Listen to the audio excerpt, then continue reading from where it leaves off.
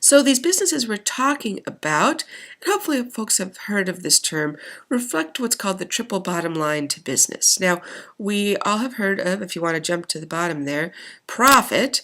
Yes, businesses need to earn a profit. We need to earn money for different needs, etc.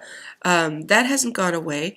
But what we're looking at is a shift in business to the sense of that profit isn't all it is. And we don't want to make profit by harming other things. We want to take into account how we treat the planet and an environment and create a business that not only gets by, but that helps restore and conserve nature and truly stewards our landscape. And secondly and importantly, how our business treats people, be it customers, workers, vendors, people you interact with at the market, people who come to our bed and breakfast. You're not a consumer when you come here to In Serendipity. You're a guest, you're a friend, and those relationships built on trust, added in with how we treat the planet, and yes, added in with that profit element.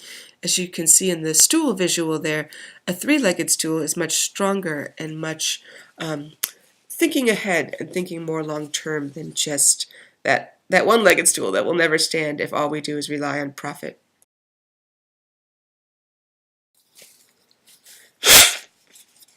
So these stories of ecopreneurs, particularly women ecopreneurs, create something called an earth mission, and that's what they create their business around. Whether or not it's formally defined as an earth mission, that's how my husband John and I write about it in our book Ecopreneuring.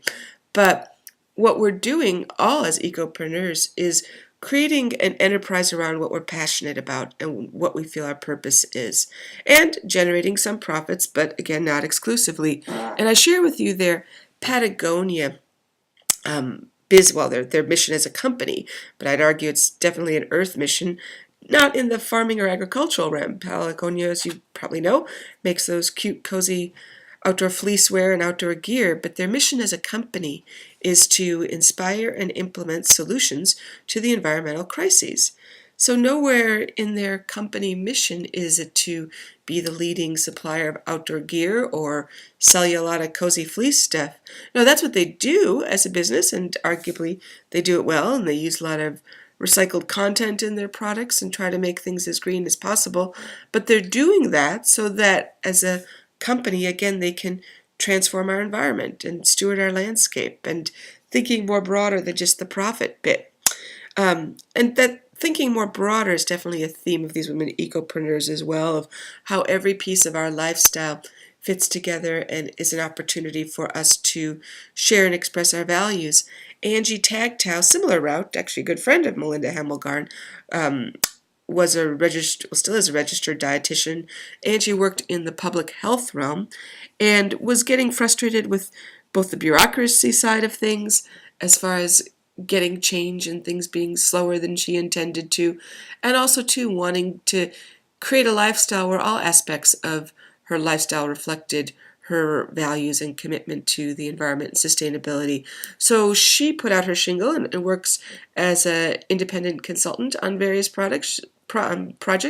She is one of the leaders spearheading a new nonprofit in Iowa to create a food policy council in Iowa that you see actually increasing across the states now, of councils that help advise state, city, local planning governments to integrate local food systems better.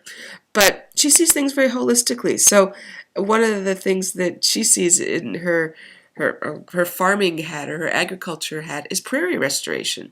As you can see back there, she's quite active in that, and from her perspective, she's got a great way of describing it as she's a gardener for other animals. She's creating a garden of a prairie so that other wildlife habitat have food sources. So real creative, but really doing good.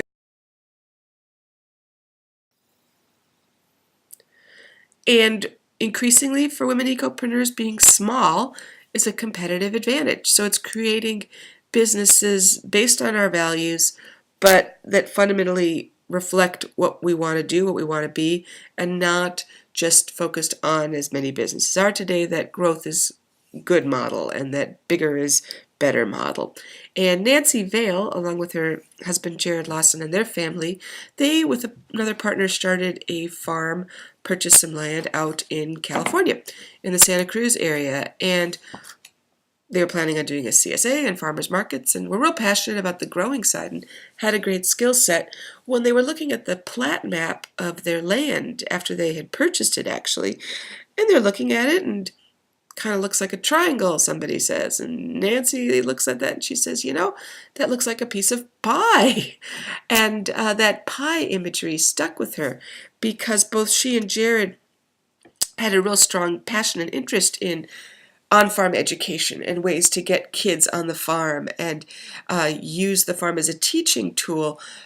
And in thinking about pie and how their land was shaped, they thought, well, gee, we could really make all the ingredients for pie here on the farm and bring kids out and take them through that process of harvesting and grinding wheat, of collecting eggs, of collecting the produce, and creating a pie from scratch, truly from scratch.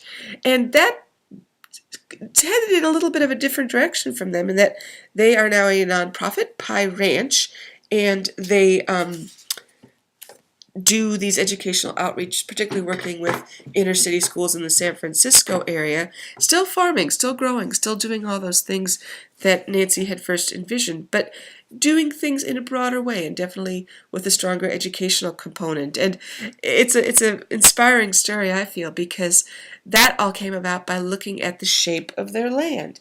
And I share that story because sometimes we have to be somewhere. You know, sometimes we have to be literally looking at the map of the land we bought to get ideas for where our next steps may be.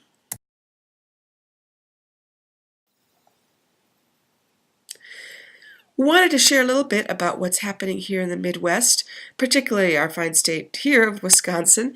I think we in the Midwest tend to be a humble lot of folks, which is one of our... So moving into the compost of mentors and these case study stories, a couple common themes amongst all these women. First and foremost is what I'm calling here change agent passion. These are women who, they're not just starting businesses because I need a job, I need a paycheck, but because I want to change the world. I want to change what's on our plate. I want to transform our...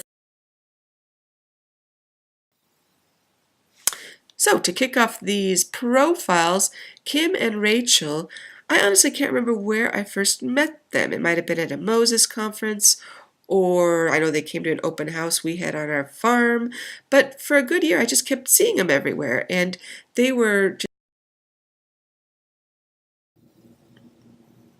Jody Boo Benzer is a farmer in the southwest area of Wisconsin by me, and she's another one of these great connect the dot folks, asking questions, asking about opportunities, and she participated in another more structured program for beginning farmers called Annie's Project. Annie's Project is for women only. It's a...